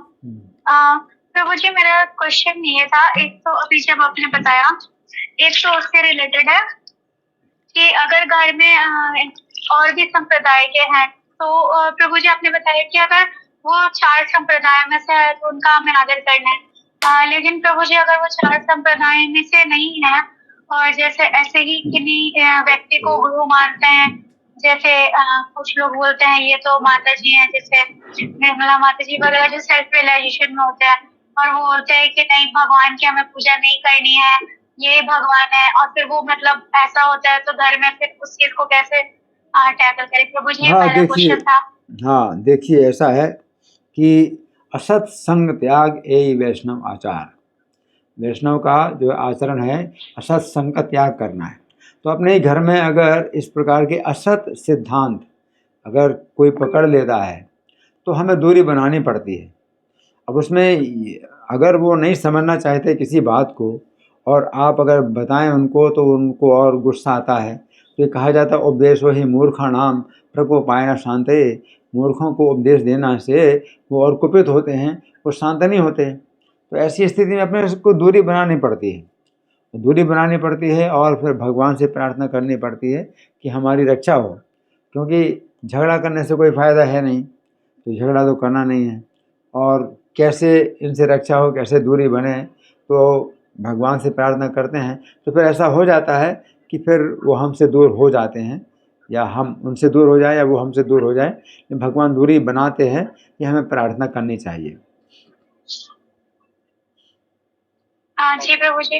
और प्रभु जी मेरा एक क्वेश्चन और था। प्रभु जी मैंने वो फॉर्म में पूछा था कि जैसे हमें मॉर्निंग प्रोग्राम में अपना जपा कंप्लीट कर लेना चाहिए। और मेरे साथ ऐसा होता है प्रभु जी कि मैं मॉर्निंग प्रोग्राम में जिस दिन जपा सेशन में मेरा जपा कंप्लीट हो जाता है तो मेरा जपा हो जाता है प्रभु जी। लेकिन अगर किसी दिन उस टाइम मैं नहीं कर पाती हूँ तो कभी कभी ऐसा होता है कि मैं दिन भर में उसको कंप्लीट कर लेती हूँ, लेकिन कभी कभी ऐसा होता है कि मैं दिन भर में उसको कंप्लीट नहीं कर पाती हूँ। तो एक मन में भी लगता है कि हाँ वो गलत है और फिर वो गिल्ट होता है। फिर उसके कारण और होता है कि फिर वो एक दिन छूटता है, 2 दिन छूटता है, करके छूट जाता है। फिर अगर रेगुलर होता है तो 3-4 दिन होता है, फिर वो छूट जाता है प्रभु जी। तो इस चीज को कैसे सही कर सकते हैं? तो माता जी आपने ये बताया कि अगर सवेरे की साधना में अगर जब पूरा नहीं हुआ तो फिर आपको फिर समय नहीं मिलता। तो आपने क्या बताया, कुछ और कारण बनते हैं कि जिनके कारण आप जप नहीं कर पाती हैं, क्या बोले आपने? प्रभु जी मैंने बोला कि ऐसा होता है कि बीच बीच में कभी कभी डिस्टरबेंस हो जाता है या बैठो भी तो मन नहीं लगता है और वो हो नहीं पाता प्रभु जी, पता नहीं क्यों, लेकिन दिन भर में हो नहीं पाता। अगर सुबह नहीं भी करते हैं, समय भी रहता है तो भी उसमें मन नहीं लगता और हो नहीं पाता है। फिर वो गिल्ट देखिए बन ऐसा जाता है है कि मैंने अपना साधना कंप्लीट नहीं देखिए किया। ऐसा है कि अगर आपका जप पूरा नहीं हुआ तो भगवान से ही बुद्धि मांगना चाहिए कि हमें किस प्रकार से अपना समय निकालना है। और कभी बहाने भी बनाने पड़ सकते हैं, कोई बहाना बनाओ, या तो पहले बता दो कि मेरा जप नहीं हो पाया, मुझे जप पूरा करना है। या अगर वो जप आपके जप से वो संतुष्ट नहीं हैं और आपकी इस बात से वो नफ़रत करते हैं तो फिर आपको कोई दूसरा कारण बनाना पड़ेगा, कोई बहाना बनाना पड़ेगा। लेकिन आपको अपना जप करना है पूरा। और ये आपकी चिंता है, ये किसी और की चिंता हो या ना हो। तो अगर उनकी चिंता नहीं है तो आप कुछ दूसरा कारण बता दो, लेकिन आप जो है उन बातों से आप दूर हो जाओ। क्योंकि आपको जप करना है तो भगवान से विशेष बुद्धि मांगना चाहिए कि किसी से आपका मतभेद भी ना हो और किसी प्रकार की आसक्ति भी ना हो उनके साथ में। आप कैसे अपना समय निकालेंगे और आप जप करेंगे। बहुत बहुत धन्यवाद प्रभु जी। Next question. जी Prabhu ji, thank you so much Prabhu ji. धन्यवाद प्रणाम। भागवत प्रभु। हरे कृष्ण प्रभु जी, धन्यवाद प्रणाम। प्रभु जी पहला क्वेश्चन, मेरे 2 क्वेश्चन थे। एक क्वेश्चन था कि जैसे वैष्णव अपराध के बारे में बात थी, तो वैष्णवों के बारे में प्रभु जी अब एक थोड़ी हैबिट है निंदा की, बट कोशिश यही रहती है कि वैष्णवों की निंदा नहीं हो। बट कई बार ये होता है कि कैसे पता चले कि कोई वैष्णव है या नहीं है। वैष्णव होगा तो हम जानबूझ के कैसे ना कैसे बच जाएंगे, कंट्रोल कर लेंगे, जो हैबिट बनी हुई है धीरे धीरे चली जाएगी, है ना। लेकिन अगर बाई चांस हमें पता नहीं चले कि वो वैष्णव है, देखिए हाँ, तो पहला प्रश्न तो यही है कि हम कैसे हम किसी वैष्णव को पहचानें। क्योंकि वैष्णव को पहचानने का एक तरीका जो है भाई तिलक लगाए हैं और जप माला लिए हैं, कंठी माला धारण किए हैं, एक तो ये तरीका है। लेकिन ये तो जो है पूरी तरह से इसको हम लागू नहीं कर सकते कि भाई इस तरह से किसी के लक्षण हो तो वो मतलब भक्ति में आगे बढ़ा ही है। तो ऐसा कोई ज़रूरी नहीं कि भक्ति में इस तरह से कोई आगे बढ़ा है तो ये पता चले। तो भक्ति में आगे कोई अगर व्यक्ति बढ़ा हुआ है तो उसमें हमें ये गुण देखने चाहिए कि वो कितना जो है वो भगवान की चर्चा करता है, भगवान के संबंध में बोलता है ना। तो ये जो है हमारी पहली पहचान होती है कि कोई भक्त होता है तो वो क्या बोलता है क्या नहीं बोलता है। वो तो सीधी बात है कि अगर कोई भक्त प्रजल्पा में लगा हुआ है ना, कोई जप कर रहा है तो जब भी उसने छोड़ करके और बातों में लग गए और अपना समय खराब कर रहे हैं तो फिर वो इस तरह से तो भक्त नहीं होते। तो भक्त ऐसे होते हैं जो कि आध्यात्मिक जीवन में थोड़ा जो है गंभीर होते हैं और गंभीरता से जो है अपनी जो साधना है वो करते हैं। और उनके व्यवहार में ये भी देखा जाता है कि वो पराय स्त्री या पराय धर्म के प्रति उनका जो है झुकाव कितना कम हुआ है। तो ये सब चीज़ें जो है वैष्णव को पहचानने के कुछ तरीके हैं। तो आप वैष्णव को अगर आप पहचान लेते हैं तो फिर आपको जो है अपराधों से बचना चाहिए। लेकिन अगर आपने पहचान लिया कि ये सीनियर तो ज़रूर हैं, है ना, तो सम्मानित हैं कि सीनियर हैं, सम्मानित हैं, लेकिन ये भक्ति में आगे नहीं बढ़े हुए हैं, क्योंकि किसी बात में अगर गुस्सा हो जाए तो फिर वो गलत सलत जो कुछ भी मुंह में आता है तो बोलते रहते हैं। तो ये जो है उन्नत भक्त नहीं है, लेकिन सीनियर हैं, तो सीनियर होने के नाते हमें आदर भी करना पड़ता है और थोड़ा दूरी भी बनानी पड़ती है। तो और फिर कभी अगर अपने तरह कोई भक्त अगर मिलते हैं तो अपने मन की बात बतानी भी पड़ती है कि ये ऐसे हैं और हमें इनसे दूर रहना पड़ेगा। ठीक है, धन्यवाद। मुझे बस एक छोटा सा क्वेश्चन था बस श्रीमद् भागवतम से। मैंने एक बार दत्तात्रेय जी की कथा सुनी थी, तो उसमें जो दत्तात्रेय जी के 24 गुरुओं का वर्णन जो आता है उसमें पिंगला वैश्य का भी वर्णन आता है ना। तो सतयुग में वैश्य का होना वो थोड़ा मेरे अंडरस्टैंडिंग में क्लियर नहीं हो पाया था, क्योंकि सतयुग में चारों धर्म के स्तंभ स्थापित होते हैं और वैश्य का होने का अर्थ है कि शौचक का जो स्तंभ है वो खंडित हो रहा है। उस चीज को मैं कैसे समझ सकता हूँ? देखिए, जो समाज में जो वेश्याएं होती हैं तो उनकी आवश्यकता पड़ती है, और ये जो दत्तात्रेय के जो 24 गुरु हैं तो ये जरूरी नहीं कि वो सतयुग में ही थे, क्योंकि ब्रह्मा जी के एक दिन में 1000 बार सतयुग और त्रेता और द्वापर कली चारों युग 1000 बार बीतते हैं, है ना। तो ये नहीं है कि भाई एक ही बार सतयुग आता है और सतयुग की कोई बात आप कर रहे हैं तो सतयुग की बात कर रहे हैं, तो ऐसा कुछ नहीं है, ज़रूरी नहीं है ना। तो वेश्या समाज में जो है वेश्याएं होती हैं और उनकी आवश्यकता पड़ती है कि अगर कोई व्यक्ति बहुत अधिक अगर मान लीजिए कि काम वासना उसके अंदर है और अपनी पत्नी से संतुष्ट नहीं होता है, तो समाज में अन्य स्त्रियों को वो बिगाड़े, उससे अच्छा है कि समाज में वेश्याएं भी हो तो वेश्या के पास जाएगा तो बाकी जो स्त्रियां हैं उनको वो दूषित ना करे, तो इसके लिए समाज में वेश्याएं होना आवश्यक है। और जो वेश्या पिंगला वेश्या की जो बात आती है तो वो जो है जनकपुरी में वो वेश्या है। तो जनकपुरी में वेश्या, तो वेश्याओं का मतलब ऐसा ही है कि होती हैं वेश्याएं, लेकिन महाराज जनक के नगर में वेश्याओं की बहुत कम आवश्यकता पड़ती है। तो वो वेश्या जो है जब देखती है कि कोई नहीं आ रहा, रात में जो है बहुत रात बीत गई और उसने देखा कोई आ ही नहीं रहा, तो उसको खुद ही महसूस हुआ कि देखो इस जनकपुरी में जितने लोग हैं सब विदेह हैं, किसी को मेरी ज़रूरत नहीं है ना, और मैं ही एकमात्र ऐसी हूँ जो कि काम वासना में जो है भरी हुई हूँ। तो उसको अपने अंदर गिलानी हुई, तो उसको इसी बात पर गिलानी हुई कि कोई व्यक्ति नहीं आया उसके पास। तो समाज इतना मतलब वो था, शुद्ध था कि शायद ही कोई मतलब कहीं कभी आए, कोई आए किसी कारण से आ जाए, है ना। तो वेश्याएं मतलब होती हैं, लेकिन उसमें सुरक्षा के ही लिए वेश्याएं होती हैं कि कभी अगर किसी व्यक्ति को आवश्यकता पड़े तो वेश्या के पास जाएगा तो बाकी स्त्रियों को वो जो है दूषित ना करें। ठीक है, बहुत धन्यवाद। एक प्रश्न है गुरु जी, संकल्प की शक्ति को कैसे बढ़ाए? संकल्प, डिटर्मिनेशन। जब कोई भी मैं संकल्प लेता हूँ कुछ जोड़ने का या छोड़ने का, तो कुछ समय तक तो पालन होता है, फिर नहीं हो पाता है। 6 महीने 12 महीने में टूट जाता है, कभी कभी सप्ते महीने में। तो मैं क्या करूँ कि मेरा संकल्प बना रहे?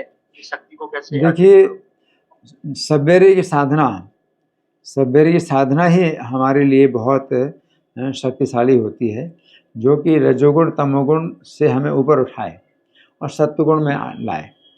तो ये रजोगुण तमोगुण के कारण ही होता है कि हमारा संकल्प नहीं हो पाता।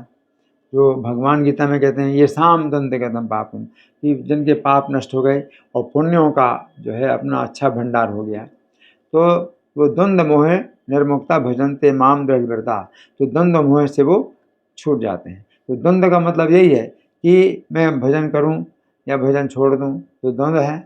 तो द्वंद्व के मोह से निर्मुक्ता भजनते माम दृढ़व्रता, मेरे दृढ़ से भजन करते हैं। तो जब पाप नष्ट हो जाएं और पुण्यों का भंडार बहुत बढ़ा जाए तो फिर जो है अपना निश्चय दृढ़ हो जाता है कि मुझे कृष्ण का भजन करना है। बहुत धन्यवाद प्रभु जी। अभी 3-4 प्रश्न है प्रभु जी, इसको ले लेते हैं। दीक्षा माता जी, शुभम प्रभु।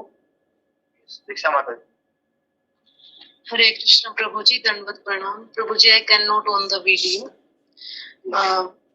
प्रभु जी, मेरा ये प्रश्न था कि जैसे कहा जाता है कि मन को कंट्रोल करने के लिए हमें भगवान की सेवा में लगाना चाहिए, चैंटिंग करनी चाहिए और सेवा करनी चाहिए, लेकिन ये सब करते हुए भी कई बार क्या होता है कि मन हमें ऐसे प्रलोभन देता है, कुछ भी हो सकता है, जैसे इंद्रिय तृप्ति के लिए, तो वो हमें फॉल डाउन करवा देता है हमारा मन, ना चाहते हुए भी। हमें पता है कि ये चीज गलत है, हमारी भक्ति के लिए ये अनुकूल नहीं है, प्रतिकूल है, लेकिन मन में ऐसे विचार आते हैं कि नहीं, हाँ ये कर लेते हैं, कुछ नहीं होगा। तो इस चीज को कैसे रोकें प्रभु जी? हरे देखिए कृष्ण। माता जी, गीता में अर्जुन ने यही प्रश्न किया कि अथ केन प्रयोक्तोऽयं पापम चरति पुरुषः, कि किस कारण से, किसके द्वारा प्रयुक्त होकर के पुरुष जो है पाप का आचरण करता है। अनिच्छिन्न विवास बना देव नियोजिता, कि वो इच्छा नहीं करता है, लिंबल पूर्वक जैसे लगाया हुआ है, इस प्रकार से करता है। तो भगवान क्या कहते हैं, काम एस क्रोध एस रजोगुण समद्भव, कि काम और क्रोध जो रजोगुण से उत्पन्न होते हैं, है ना, विद्य न में वैरिणम, इसी को ही वैरी जानो। तो रजोगुण है ना, रजोगुण से काम क्रोध, तो ये 6 शत्रु हैं, काम क्रोध लोभ मोह मद मत्सर, ये 6 शत्रु हैं जो पाप कराते हैं, और ये रजोगुण से होते हैं। तो रजोगुण सवेरे की साधना में अगर आप लगेंगे तो आपका जो है रजोगुण जो है आपका दूर होगा, और आप नाम के 10 अपराधों से अगर बचेंगे तो नाम के अंदर फिर पापों को जलाने की शक्ति आएगी। अपराधों से बचना है, इसलिए 10 अपराध नाम के हैं, वो जरूर बोलिए, और 6 वैष्णव अपराध हैं, तो इनको भी बोलेंगे तो नाम के 10 अपराधों की और अच्छी जो है पुष्टि हो जाएगी। तो इनसे आप बचिए, तो अपराधों से बचेंगे तो नाम की शक्ति होगी कि वो पापों को जलाएगा, और पाप अगर जलेंगे तो फिर संकल्प शक्ति बढ़ेगी, है ना। तो जो नहीं करना है तो उसके लिए भी आपका जो है दृढ़ निश्चय के साथ में आप जो है भजन करेंगे, और जो अनर्थ हैं वो आपके दूर होंगे। जी, नेक्स्ट शुभम प्रभु। हरे कृष्णा प्रभु जी, दंडवत प्रणाम प्रभु जी। मेरी आवाज आ रही? हाँ हाँ जी, हाँ प्रभु जी, भगवान के जो बर्तन है आप जमीन पे गिर गया था, उन पे पैर गिर गया, तो फिर उनका प्रभु जी उपयोग करना चाहिए या नहीं? क्या कह रहे फिर से, भगवान का? प्रभु जी, वो भगवान के जो बर्तन है हाँ। वो जमीन पे गिर गया गलती से, हाँ। या फिर उन पे पैर गिर गया, तो उनका उपयोग करना चाहिए या नहीं? वो जमीन में गिर गया, और क्या बोले, भगवान के बर्तन या जमीन उन पे में, पैर गिर गया गलती से, जमीन में पाँव, अच्छा पाँव लग गया, आपने कहा पाँव गिर गया। हाँ पाँव गिरता नहीं है, पाँव लग जाता है, भगवान के बर्तन में पाँव लग जाता है। हाँ, अच्छा देखिए, अगर भगवान के बर्तन में पाँव लग जाता है तो ये अपने लिए बड़ी लज्जा की बात होती है, और ये अपना गुण है, ऐसा होना चाहिए कि हमें लज्जा होनी चाहिए। लेकिन अगर आप बर्तन नहीं भगवान का बदल सकते, इतनी आपके पास शक्ति नहीं कि भगवान का बर्तन ऐसे आप बदलें, तो उसी बर्तन को आप जो है अच्छी तरह से मिट्टी से अच्छी तरह से साफ़ करके, मिट्टी पानी से धो करके, और फिर उसमें कुछ गंगा जल की बूंदें छिड़क दीजिए, और आप फिर भगवान की सेवा में लगाइए। ठीक है प्रभु जी, दूसरा क्वेश्चन था प्रभु जी, और एक हैं? प्रभु जी और एक क्वेश्चन था दूसरा। हाँ जी। तो प्रभु जी, जो हम भगवान का भोग बनाते हैं तो उसके कुछ नियम है क्या प्रभु जी? हाँ देखिए, भगवान का भोग बनाते हैं तो सीधी बात है कि इसमें आप जो है बहुत शुद्धता से आप जो है करें, तो कोई अशुद्ध चीज़ जो है मतलब उसमें ना हो, और आपके हाथ हैं वो बार बार आप धोते रहो, जिससे कि कोई आपने किसी चीज़ को आपने जैसे उठाया और जो है लिया, है ना, तो हाथ धो करके फिर आपको दूसरा जो चीज़ है वो आपको लेना होगा, तो बार बार हाथ धोना पड़ता है। तो ये सब चीज़ें वो हैं कि वही हमें करना होता है। ओके, थैंक यू प्रभु जी। तो एक दो प्रश्न है बस प्रभु जी, लास्ट ले ले प्रभु जी, 2-3 प्रश्न है, कोई 2-3 प्रश्न है प्रभु जी, ले सकते हैं? हाँ जी बोलो। ओके, सुनील प्रभु। हरे कृष्ण प्रभु जी, धन्यवाद प्रणाम। प्रभु जी, मेरा प्रश्न ये है कि तुलसी दल तोड़ने का क्या नियम है? और जैसे हमने सुना है कि संडे को नहीं तोड़ते, लेकिन हम इस्कॉन में मतलब बोलते हैं कि हम लोग खाली द्वादशी को खाली नहीं तोड़ते और बाकी दिन तोड़ सकते हाँ हैं। देखिए, तो उसके क्या क्या नियम? तुलसी दल तोड़ने के लिए हम लोगों के लिए जो प्रभुपाद ने बतलाया है वो द्वादशी को नहीं तोड़ना चाहिए।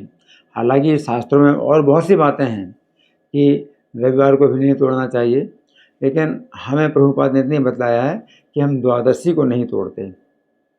ठीक है जी। ठीक है प्रभु जी, एकादशी के दिन भी तोड़ सकते हैं? हाँ, एकादशी के दिन आप तोड़ सकते हैं।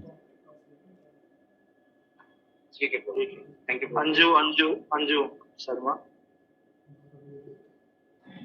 हरे कृष्ण प्रभु जी, धन्यवाद। जी प्रभु जी, मेरा क्वेश्चन ये है कि जो भगवत गीता में 5वें अध्याय में ये है 15वां श्लोक है प्रभु जी। तो उसमें जब प्रभुपाद जी ने जो तात्पर्य में जैसा लिखा हुआ है कि मतलब परमेश्वर की इच्छा से वह स्वर्ग को जाता है या नरक को जाता है, और मतलब ये है कि भगवान उसको जो है अशुभ कर्मों के लिए प्रवृत्त करते हैं और जो जिससे नरक में जाए, और शुभ कर्मों के लिए प्रवृत्त करते हैं जिससे वो स्वर्ग में जाए। तो प्रभु जी, मतलब जैसे हम लोग तो थोड़ा जैसा आप लोगों से जुड़े हुए हैं या जैसे हम करते हैं तो मतलब समझते हैं, लेकिन जैसे कोई भी अगर पढ़ता है जैसे बाहर के कोई भक्त लोग होते हैं, तो वो इस चीज के लिए भगवान पर जैसे उंगली उठा देते हैं कि भगवान ने ऐसा क्यों कहा कि मतलब मेरी मर्जी से वो जाएगा स्वर्ग में और मेरी मर्जी से वो नरक में जाएगा। तो कि अगर मतलब भगवान की मर्जी है तो फिर मतलब क्यों अच्छे और गलत काम इस तरह से करें। तो यहाँ पे मतलब भगवान ने जैसे ऐसे कहा है, तो इस चीज पर लेके मतलब लोग जैसे भगवान पर उंगली उठाते हैं, तो इस चीज को मतलब कैसे समझे या कैसे समझाए प्रभु जी? जरा मैं देखता हूँ गीता का 5वां अध्याय 15वां श्लोक निकालना जरा।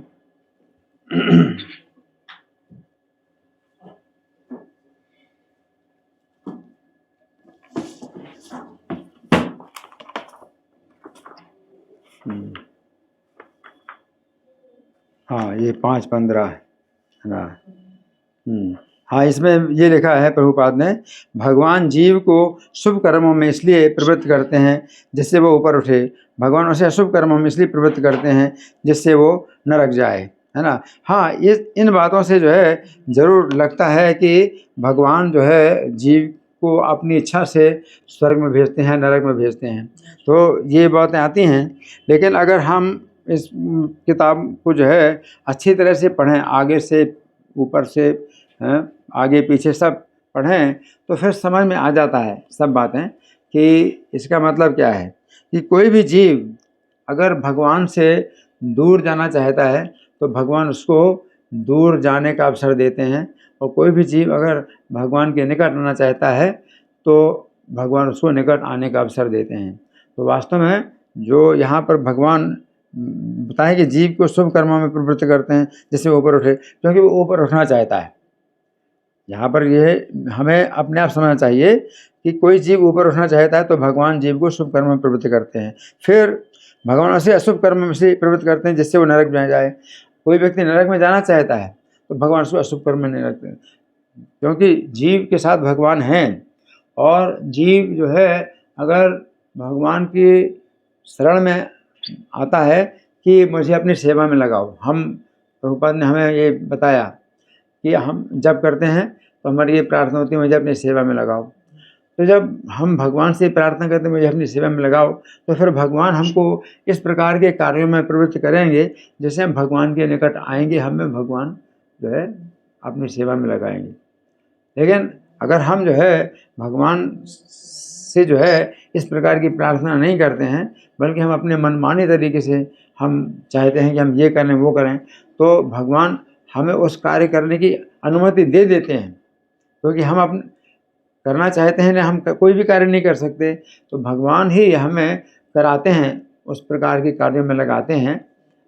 लेकिन भगवान जो है इस शर्त के साथ में जीव को उन पापों में लगाते हैं कि मैं जिम्मेदार नहीं हूँ इस कर्म के, जो है जो कुछ भी अच्छे बुरे जो फल होंगे वो तुम्हें भोगना पड़ेगा, मैं इसके लिए जिम्मेदार नहीं हूँ। तो भगवान इस प्रकार से जीव के साथ रहते भी हैं और साथ नहीं भी रहते। अगर जीव भगवान की शरण में नहीं होता भगवान की शरण नहीं लेता तो भगवान जीव के साथ हैं और उसको बुरे कर्म में लगा रहे हैं, जो उसकी इच्छा है उसके अनुसार, उसकी इच्छा के अनुसार। लेकिन भगवान इस शर्त के साथ लगाते हैं कि ये तुम कर रहे हो या मैं तुम्हें करा रहा हूँ, लेकिन अब मैं जिम्मेदार नहीं हूँ, तुम्हें ही जो है इसका अच्छा और बुरा जो भी होगा तुम जिम्मेदार हो, इस फल भोगोगे तुम।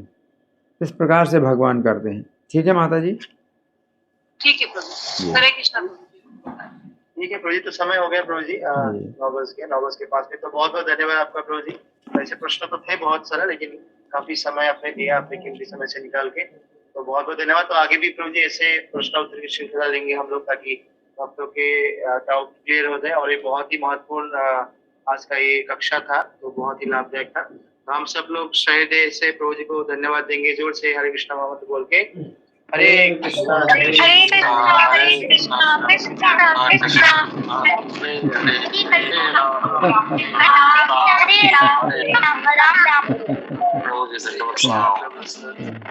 तो आप अकेले ही बोला करो हरे कृष्ण मंत्र, सबकी तरफ से आप बोला करो। हरि बोल।